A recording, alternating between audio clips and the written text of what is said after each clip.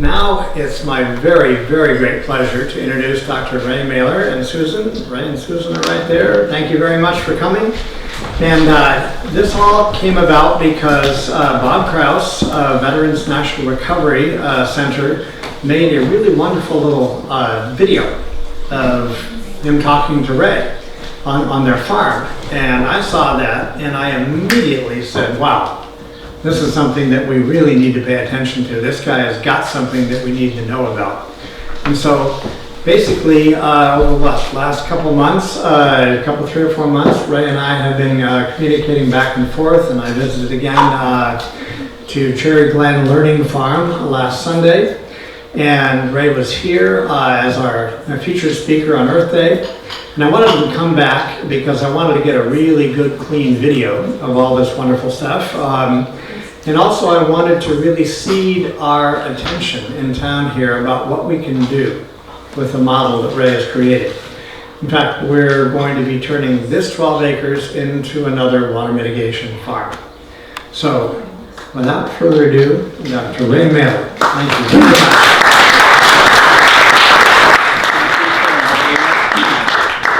My wife Susan and I own 10 acres next to Sailorville Lake in Des Moines. In the past, I've owned over 800 acres of idle farm ground. So my background is orthopedics and occupational health. I was invited to speak at the National NIOSH Conference, National Institute of Occupational Safety and Health, because we've reduced the work comp so much for a unionized company. And the average work comp was running 1.3 million a year. In 2 years, we had down to 300,000. And it wasn't because of my care. You know, Jim's been there 30 years. It's heavy freight haulers. The job hasn't changed. It's heavy freight haulers. Jim changed. What we did is made Jim eat better. You know, I like to pheasant hunt. We take the dog off the cheap food in July, we change their food, improve the protein and oil levels so they're conditioned for fall. The kids in 4-H change the feed on that game horse for barrel racing, isolate it, feed it different. We do that for athletes, we do it different for different sports, male or female. You can't get Jim in shape unless you fortify his nutritional intake. It's not mac and cheese. You've got to go to the farmer's market and wait till it's right to pick it, and then you have nutrient density and biofortification. That was the solution. We started group health wellness programs in work comp situations in the late 80s. And now it's common practice in general group health, not just work comp, because it works. So in my background in farming, there's always commodity farms. Well, in the past few years, they've now brought table foods back into the farm business. It counts as a registered crop on a farm, not just corn or beans. Apple trees are a registered crop, tomatoes and potatoes. Okay. In Iowa, in the past 10 years, only 4 counties have reduced the poverty rate of children. The rest have increased it. 86% of Iowa's food now goes out of state. Right. So I'm a veteran, and veterans and young fellow come out and want to become farmers. How's that possible with the cost of farming? And my kids finish college, I have horticulture friends that want to become farmers. And how is that possible? They're working, selling chemicals, or working for Earl May, because they can't afford to get into farming. So as veterans, before you go into some area, you define the outcomes and your back door. Reverse engineer it, right? So we looked at the problem of farming, land access, and the cost of farming, and the cost of beginning, and reverse engineer it. So on this farm there's a 36-inch steel tube that takes the runoff from the farms up north and my farm and captures it in the berm and runs it to Sailorville Lake. Looks like coffee. And Des Moines gets its drinking water from that river, right? and 2 farm towels feed in the bottom of that 36-inch tube. It's high nitrates. So we got phosphates, silt, sediments, the atrazines and nitrates in that big tube going to the lake. Iowa has 120,000 impaired watershed sites. I thought, great. Right? Iowa farmers lose 1.2 billion a year in fertilizer. I thought, awesome. Right? This rocks. They want to spend $15,000 per site to clean it up with those biocells. And in 5 years, you got to excavate all those wood chips and refill it again. Huge. We want to buy those darn sites. Right? So we put together a program that when we took it in, we have 10 acres.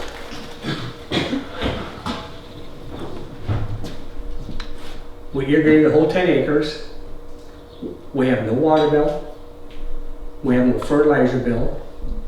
Right? It's so easy to farm, we don't have any employees. And I got 7 conservation projects and I'm still in production.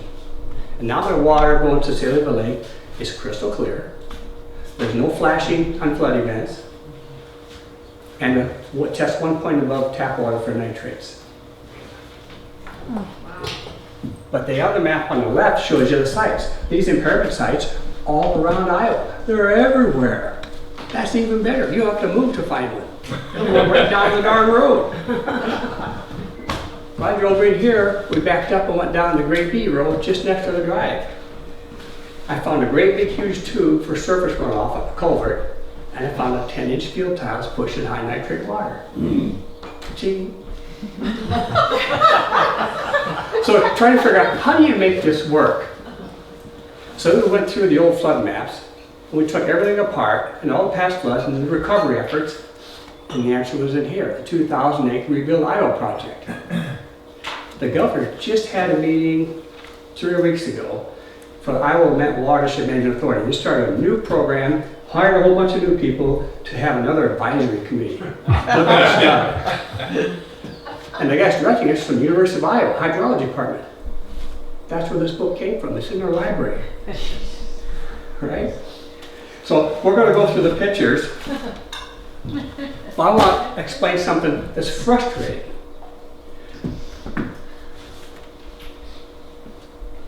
My background's healthcare, so I was at the 2016 Global Food Security Consortium. And they're talking about starting these things in Africa. 180 US corporations are doing these same farms in Africa, and their production is up 250%. And the corporations are making money, and the banks are making money, and then they're telling us we need more research and another advisory council. And we got kids living in poverty. So, that's our map. They're everywhere in Iowa. That's the watershed for Des Moines, from Des Moines to Storm Lake. And those are all the drainage districts. And like the driveway coming in, there's field tiles emptying the ditches or straight into streams or running into lakes. Instead of drinking water. This is the water that's coming from the farm above onto my farm. And I love it. That coffee's got so much silt, so much sediment, it's got the best of that guy's farm. So I put a little sediment basin before my irrigation basin. And it flashes in, it fills up, it dries a little bit, I go with my little tractor, scoop it, put it out my compost. Then take my water, my basis, high in nitrate, and I spray that on top of the sprinkler system. And the smoke starts coming up. And that phosphate gets hot. My compost is black in about 6 weeks. I'm getting the best of his farm and creating a whole new soil system. That's the water coming in and goes to my irrigation system. If you look, I'm at the fuel border of that 160. And those new houses going across the street. But look at those wet spots up. It's all tiled. It's all going downhill. That drainage district, you know what that is? That's a new nutrient opportunity. Free, gravity fed. It never stops coming. So I'm a nutrient entrepreneur.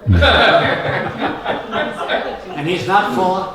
So if you go to Des Moines Water Works, buy our water, you have a sod loam, and you ever got a complaint because his water bill $700 a month was 1 acre lot. He goes, what do you care? I'm in England. My home's my castle. I paid the bill. Growing produce is about $1,300 to $1,600 per month using that garden hose to grow table foods. Or put it in a well. No water bill, no fertilizer bill. It's a no-risk business and high value table foods. That's the soybean field when we bought it. It's so hard, so much runoff, so little rain infiltrated, Syngenta had to lease it the first 2 years I owned it for drought-resistant seed corn. And drought-resistant seed means they can sell in Africa, right? You want to try start a garden there? How many generations revealed that soil? 3 years. With that water, it took 3 years, right? The guy from the NRCS came out with me a bill. He goes, Ray, are you sure you want to do this? I said, no, I've done this before. These farms are all over the places, homestead sites. They're marginal ground. They're cheap to buy. So we have a nice new barn. We built a new house, and that's our irrigation basin behind our barn.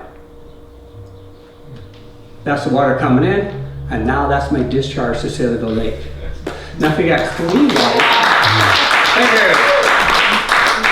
All I can say is cash monies. So when you look at the difference in the opportunity, downstream contributory values, the local foods values, nutrient dense values, and no risk business because I have no overhead, the solar power. I don't have garden hoses, I don't have any employees, I do what you pick. I'm an old man. That's our soil now. Wow. So I got a picture of this guy I put out there. One day we had so many sweet potatoes, says it's free. Fill a 5-gallon bucket. You know, you got to dig your own. So I took a guy out there and he had a couple of kids and he goes, where's the shovel? I said, that's a joke, you don't get one. He started to grow one, cuts a little bit. And I said, no. So I told those 9-year-old kid, just put your arm in there. He tried to pull him back. He was down and rooting around with his arm in the soil and pulled up one sweet potato. He struggled, and then he got a second sweet potato. He finally got a third, and those 3 potatoes filled a 5-gallon bucket. And there's humps all over the field because they just come up on the ground. That's a sweet potato, sweet potato. Not fake news, right? Oh, come on, that's a pumpkin. And the other picture, she has acorn squash almost as big. Too funny. So I also teach the kids in school about the soil health and the water quality and native pollinators. Those are life skills. So they started following 12,000 kids I was working with. Every classroom that had a garden, their science scores jumped 40%. So then instead of have a teacher call me and have a garden outside her window, I had administrators call me. They want gardens in front of every window. Because that STEM thing they're on with the governor, you know, first classroom outcomes. They get hands-on, they understand a 3D rather than just a flat piece of paper and try to figure things out. So we did one for a summer camp. They have a camp for 12 kids, we had 1,000 kids there. And so I had put on one bottom plow to harvest potatoes. And so for lunch I had 2 20-pound sacks of store potatoes, and we brought about 5-gallon buckets of garden potatoes up. They put 2 scoops and said, which one do you want to eat? Oh, they knew what tasted so good, the rich potassium and stuff on those potatoes and stuff. So they ate, and they come back and chow down again. They're leaning back in the chair and said, come on kids, outside. They're all whining. I said, no, this time it's just gunny sacks. You get to fill them and take them home. They went home like hobos. Red potatoes, white potatoes, sweet potatoes, onions and peppers. It was just hilarious. They had a ball. But they went home as a community resource. Right to this church garden, right to the school garden, wanting to start stuff, join FFA. They understood those hands-on issues. But understand, you can taste nutrients, right? So now you can select foods for colors and taste, understand they're actually good for you. If it's not good for you, why even eat it? You're better off going hungry, this is not going to hurt you. Now that's my stream. The stream begins right at that culvert that goes right to Sailorville Lake. No longer mocha. We're extracting the nutrients. So they're dumping all the tile water out. 60% of the fresh water in the U.S. is used for irrigation. What I'm using percent? zero fresh water. 40% of the water I use goes back to the aquifer clean. Nobody's returning the aquifer. These are low-cost sites. They're marginal sites. There's 120,000 of these opportunities out there. Now you got local fruit, high-value crops. We can export this stuff. So we're not doing competing with the berries and the leafy greens. We're doing more of the durables like acorn squash, butternut squash. I'm doing cider apples, chestnut trees, and some U-pick stuff. But so we have 10 acres and we don't have any employees. It's that easy to work and to manage. I don't need heavy equipment to rip that soil. You can farm that with a 25 horse tractor. You don't need a full 300 horse tractor. The 4-wheel drive with tracks on it. But if we could cluster these developments, you'd have defined stream outcomes, start a micro enterprise for agritourism, and then put in your associated cleaning, processing, packaging, being. Everybody's costs is down. The NRCS designed it for free. They cost share at 75%. And Dixon County cost share my projects 100%. Because those piles go to the lake, they didn't want algae bloom. Well, we can't get 100% cost share even though we're drinking the water in Des Moines. So on this first book I showed you, I was asked to attend one of their Watershed Management Authority programs. So I asked them about what are we doing and how are we creating these things and doing this. So I finally pulled out this book, this handbook for outcomes, how to manage these things. Just probably reverse engineered it. This lady goes, I helped write that. They gave it to legislature in 2009. This is the first project out of it. You know, but they're doing it overseas. These water flow farms. They've stopped the flooding. Now the rivers are clean. The kids are getting canned meat with micronutrients and trace minerals so they can learn and do STEM training K through 12, right? The canned meat's from Hormel, from Iowa. Now why can't our kids get that same stuff?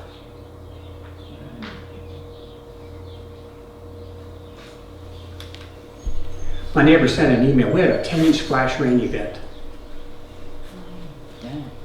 And he's down that hill on my lower side by that big culvert. He came home after 10 inch rain and neighbors' houses on the adjoining field I didn't buy, still soybeans. It flooded silt down the hill and pushed in people's basement windows and flooded their houses. My downstream neighbor driving came home, it was clean.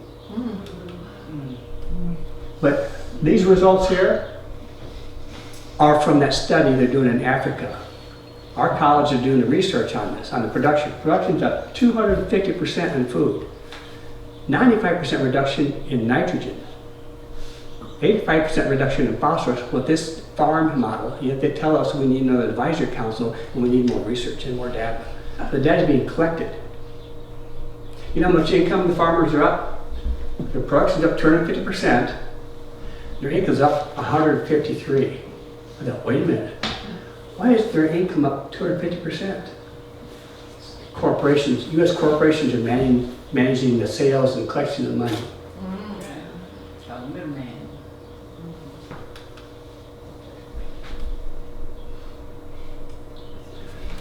Iowa can become a refuge for the farmers in the Carolinas that are losing their farms and those ghost forests because of salt infiltration. From Florida, from Georgia, we've got 120,000 sites. We don't need to take school money to do this. We want to buy these sites.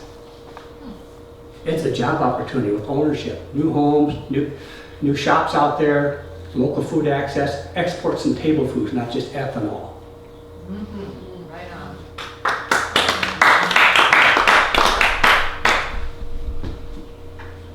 Thank you.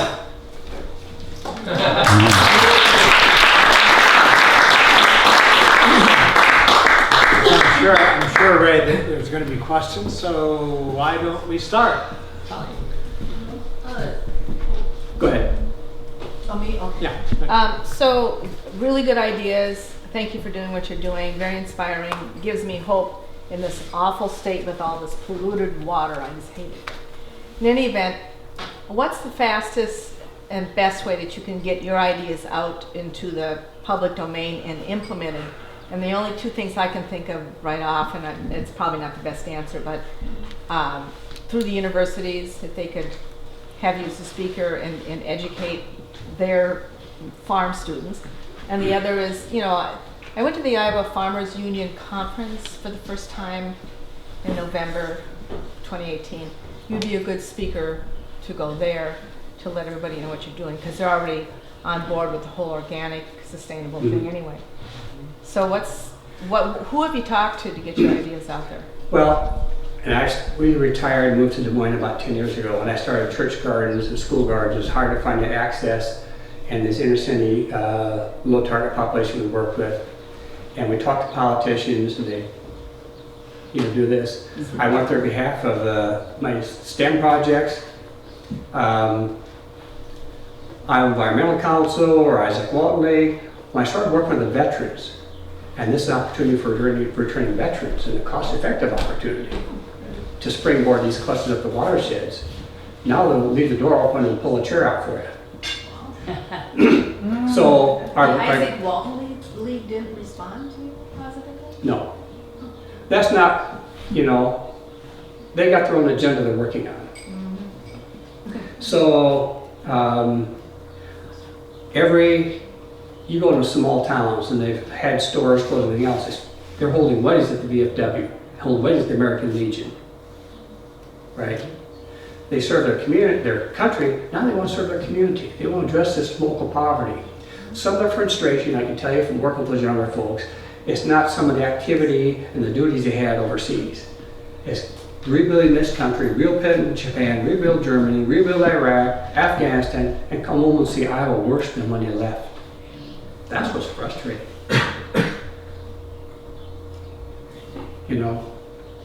So I think that's one of our better leverage points, because they want these opportunities also. Our goal is to share everybody. So I got an email from the director of Veterans Ag. They want me to put together a regular handbook so they can understand how all these programs fit into place. Because when you work with the farm agencies, you got ownership time frames and farm practices time frames that have to follow a sequence to get these programs into play. But these farmers know that they're doing more tiling, and they know they're dumping high nitrates. We clean up in stages all the way down that watershed. And as an entrepreneur, use all those nutrients. And then be a part-time employee for the commodity guys. And then maybe for somebody to rent an 80, be his employee and do her own thing on 10 acres. Maybe buy an 80, rent a 160. And maybe in a few years you get 10 or 15 new people who buy out that 7,000 acres and still have them family farms. But we're going to change all of that management to where we're rebuilding the soils like I have and not lose all those nutrients. Question over here?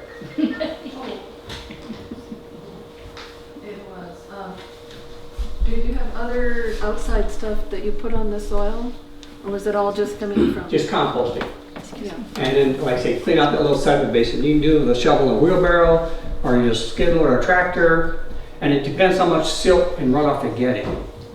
But you can see we started for some pretty tough soil. I had a ripper come in. I tried to plow, I had a little plow, and it broke the plowshare, And so I had a ripper come in. He said I can get about 18 inches, ½ inch to 3 inches was it. Looked like blacktop. So the goal was composting and then getting that silt and sediment and then using the high nitrate water, and boy, it sure changed that soil. We've got every handful now, you don't have to use a shovel, is full of worms. Initially we had no worms in that soil. Wow. So they had to fold their feed and really put a lot of inputs in there to get their seed corn crop off of there. But that's the farming model, is all these input costs. Yes? What's your turnaround? You've got the water coming in, you've got your swab catching it before your big catchment. Right. And then how long does it usually take to settle, and what season does it settle in? When they're plowing in the summer, then you're just flooded with nutrients and stuff? Well, Or in the fall when they're plowing under and going to cover farms? on other farms, I put those basins in, you were out of production. You had a conservation basin in there, and then you had a prairie buffer or brome buffer around it. Okay. We went to perennial cropping around our pond, so now we're still in production. We got 7 projects on 10 acres. Okay? We do have gardens on the further away or down from those basins, you can do that. What we do though is we use drip irrigation. You can use drip or fountain spray, and so you're putting it on there all summer long. Right. A key to make soil healthy is having bacteria. So this is not water you want to run through a garden hose and drink out of it. Right? You don't want to drink that stuff. No. But it's great to rebuild the soil and restore it. Our veterans, we call it soil restoration, we call it restorative farming because the veterans have been involved, are now growing stuff for their community. And it's been very restorative to those folks. Even as horticulture kids would love to have a place like this. I paid anywhere from $250 an acre to $700 an acre for ground. We bought this in town and paid ag land price. But it's in town, so I have access, might be available to schools. Right. So I bought it in town. So teaching facility. Right. But here a guy is actually digging sweet potatoes with his bare hands. And look at those, that's one mound. He's got 5 great big potatoes out of one mound. And those are planted 24 inches apart. The whole field was just solid sweet potatoes. Yes? What do you do for pest control? Well, I haven't had an issue. Keep doing more crop rotations. Because as soon as you stop the sweet potato or stop the corn, you starve out certain pests. So the more biodiversity and the more you keep track of your plantings, do the rotations, the less pest problems you have. Really healthy soil contributes to not having pests too. Right. Yeah. So what are the actual systems? You have 2 basins and Right. they They capture surface runoff and they intercept farm tiles. And the water just starts filling it up. and then I mean, on that's that the picture, first basin. on that picture, you see there's snow on the ground, but it wasn't frozen down the tile line. So that pond filled up, even though the top surface of the soil, top 3 or 4 inches frozen, that pond filled up all by itself in the farm tile. It would have just kept on going to the lake if I didn't intercept it. Right. And then from there you go straight on to crops, or I don't understand Yeah. what So the. you're pumping straight out of the first pump. Yeah, I have a 7 basin with silt screen. Okay. And then it goes from there, it can go into either the farm tile goes underneath that, into that irrigation basin.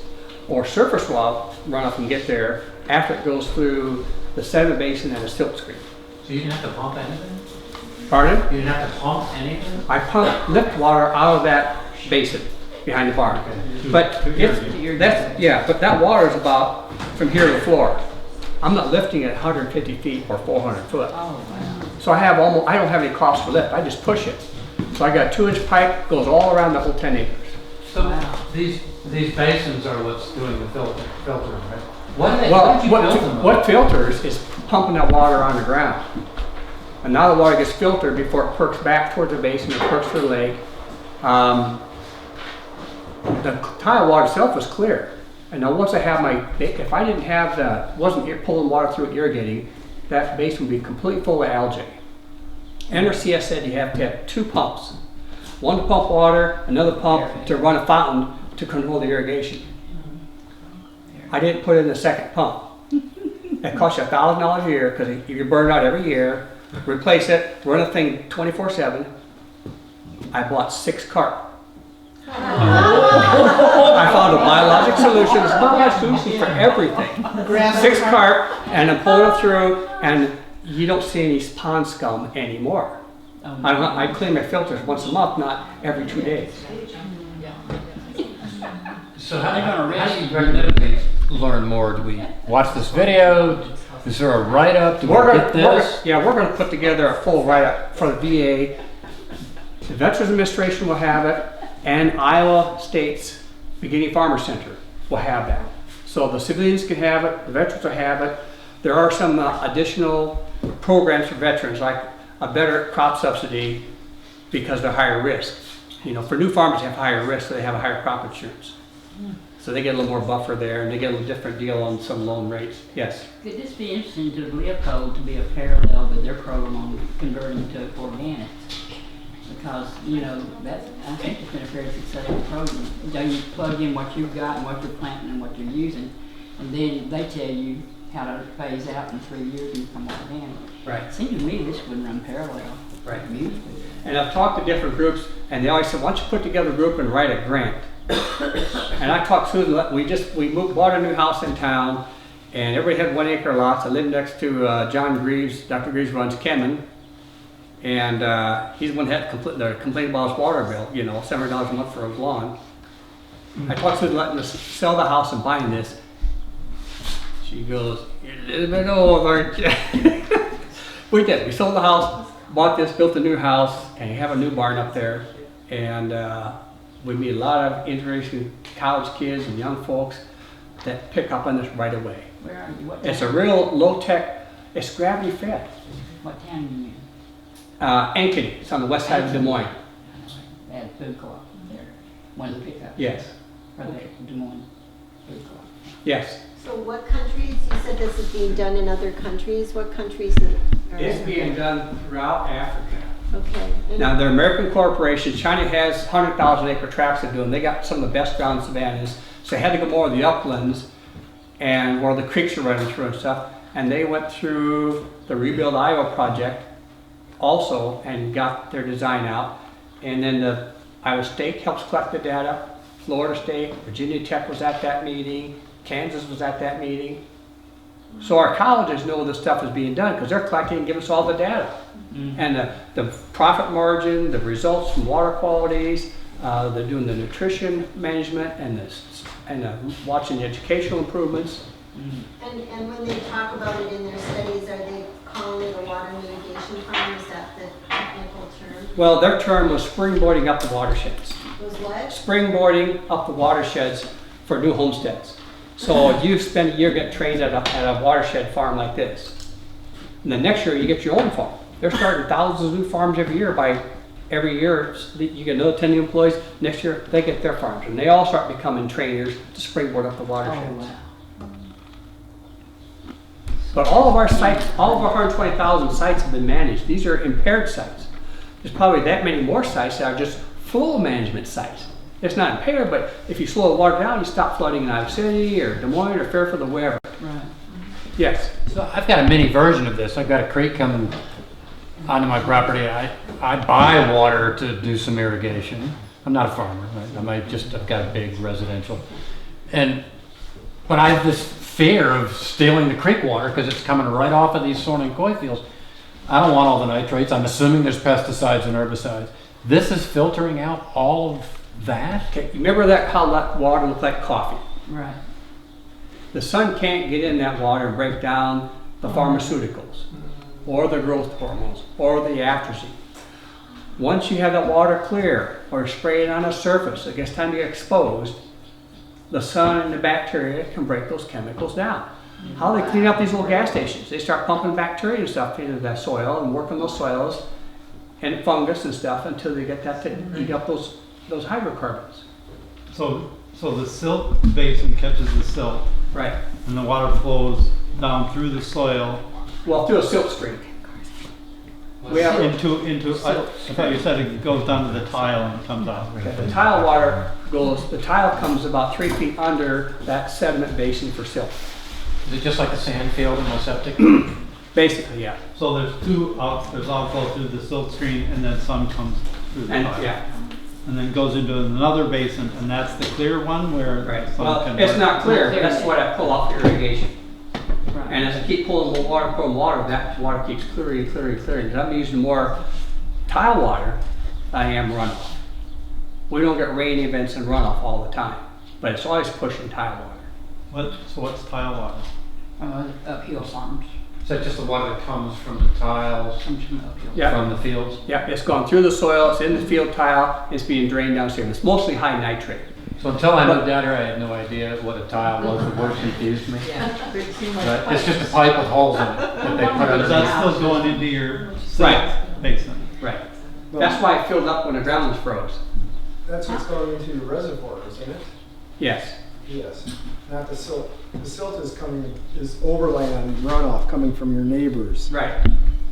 And then, so that's what Clyde is trying to figure out is. Right. So you want to have sediment basin before your secondary basin used for irrigation. Otherwise, that'll get filled in. you gotta bring back an excavator, spend a couple $1,000 to get that cleaned back out so you can use it again. Otherwise you lose all your storage capacity. These dams are filled because of lost storage capacity from all those upland farms.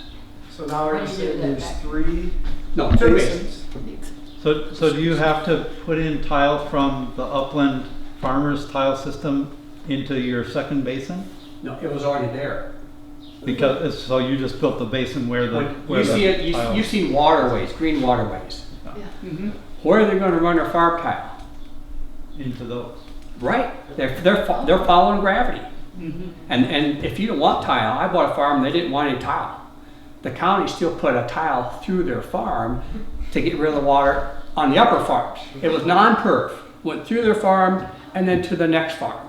How Right? long are those systems? Pardon? How long are some of those systems? Those Miles. are you kidding? We've heard about. the Somebody told me there's over 1 million irrigation miles of farm tile in Iowa, and they're still tiling, because now with the big trenchers and plastic tile, it's cost effective. And so Steve talked to me, he manages the farms for Harry Stein. He said, we got 25,000 acres I manage. And here's my point, Ray. If we tile it and get rid of the surface water, there is less runoff. I get it. There's less sediment and less phosphates and silt moving if you tile that. He said, I know we're pushing more nitrates, but there's less runoff if the next rain comes the next day. I said, how about trying to find some new employees that'll be permanent, going to build a home out there, not be transient, retraining and retraining and using the wrong chemical mix on the wrong field. How about let them buy those sites where the tiles are going to go into a ditch or stream and have a new homestead there and let them have all those nutrients you're losing. Right? And then you have a part-time employee, get 20 of them. And maybe pretty soon you pick the 5 or 10 best you want for permanent employees and still keep your part-time employees. Now that farmer has multiple revenue streams. And he can learn to help the big commodity guys and learn welding and learn plumbing and wiring, all the things that you do as a farmer. But they gotta be out there. Yes. The silt that you, which is in the first basin, and then you say you get that out, is that not, I would assume that's contaminated because it's coming from upstream from fields that have all kinds of chemicals put on them. When you put that on the top of your fields, does the sun also break down the pharmaceuticals and antibiotics, all that sort of thing? That and the bacteria do, and the fungus will break it down. Okay. Because you'll see mushrooms come out of my compost piles too. Dr. Stephen Hendricks talked to us at the Iowa Honey Producers meeting about 4 years ago. Iowa State, or University of Iowa entomologist, he's a leading fellow in the country for native pollinators. He's a leading authority. He goes to DNR tracks, has steel posts in the ground, been there 30 years tracking pollinators. Native pollinators 8 years ago were down 75%. At this year, they're down 90%. It's a prairie. It's DNR ground. But when the wind's blowing dust in the air and the neonicotinoids on it, it's going to get in that prairie. Nobody's organic. I can tell you that right now. So is it, And now they want to go back using DDT because other stuff is getting used to it. So this system does work. The research is there from our colleges and the 180 corporations over there making money off it. We don't need another research project here. We need to implement it, be effective and proven effective and documented effective. But one part I think you were asking about, right, is that you take the silt and you put it on your compost pile. Right. And you let the bacteria break it down for Right. 6 weeks or whatever. So then you put it on the fields, there might still be some And it's still on the surface. residue, It's but it's exposed not, to the, it's exposed not to the as air, much as. it's go back to more bacteria. Yep. but it doesn't go directly on plant? No, I put on my open fields. After you've harvested, you don't put it right on your growing crop. That's what I was gonna ask, because Yeah. you might absorb it. Yeah. So once your plant is up and at 'em, what do you water them with? Just out of that larger secondary basin. The stuff that's already been filtered is Yeah. presumably be clean? Yeah. Okay. So the stuff that comes out, would it pass the same test that my septic tank field has to pass every Yes. few years? And Probably better. I'm 1 point above tap water on my nitrates. so have you drunk it? Would you drink it? No, it's still got bacteria in it. Yeah. But that's his question, would you put that on the gardens or the plants, if it still has bacteria in it? You know, if you pass that through a large wetland after that with a bunch of water lilies and other stuff, you get it to where it's a potable water. Sure. But so you're saying your body is more sensitive than your plants. Your plants can handle that level of the bacteria, but you wouldn't risk you. Well, the bacteria is helpful. Bacteria, yeah. It's part of the soil cycle. for the So plants. if when I put my starter plants outside, when I start tomatoes or that kind of thing, or my trees, my grafted trees, I use mycorrhiza and mix it with my potting soil. Right. So mycorrhiza, the plant gives off sugar to feed the mycorrhiza. The mycorrhiza gives off methane. Like those ocean vents, bacteria live in the methane. So once you get your plant going, now you bring back a manure and add the bacteria, now you got a self-sustaining ecosystem. And the mycorrhiza comes from prairies. Nobody ever had to fertilize a prairie. And stuff grew like crazy. But once you add a fertilizer, now the plant stops giving off the sugars, you starve out the mycorrhiza. So we do all those processes to get the soil to where it's a resilient, self-supporting, sustainable ecosystem. Would you not suspect that the government, state government, maybe just wants to give preference to the monocrops? Because they're not stupid. I've met this governor, she's not stupid. They know it's going over in Africa. Oh yes. So they don't want anything but monocrops in Iowa, or what is it, what it looks like? We had college presidents, college provosts, American government officials, 4 dignitaries of government officials at this meeting. So I asked the keynote speaker, this is wonderful, take my head for the clean water, the kids are getting STEM K through 12, they're getting biofortification, this canned meat from Hormel. I said, Hormel, like Iowa? Ma'am, how do we bring that back to Des Moines? That's right. She wouldn't answer. Did any of them have any questions that sounded like they wanted to come home? Are they just so eat up with the Monsantos and the monocrops? This is no threat to monocrops. This No. is sort of. This is a solution. Yeah. This is a solution. I'm just saying, it sounds like they just want to keep it monocrop. Here's what it Well, looks like. this doesn't have enough lobbying power. Oh, man. So this This should is be great. no threat at all. But it's a It's great, great. great business opportunity. It really is. I think you've got something. It's going to, the veterans are the answer, I think. I think so. Take it to every community in Iowa and let them be a resource you're community. Well, you see how the young veterans are coming into politics the last 2 cycles for Right. the first time in decades. Both They're- parties, they're- yes. young folk. And it's amazing, the veterans are finally catching on fire. They're saying, wait a minute, I don't like it. It's worse than when I left. And Right. they're really mad. They're really pissed off. Well, I won't You keep got you the late. right I person. appreciate your time and your consideration to be visit with you. We do have a Facebook. I'm slow at getting stuff on there, but Cherry Glen Learning Farm, we have some different projects that kind of explain what we're doing. Thank you, Bob.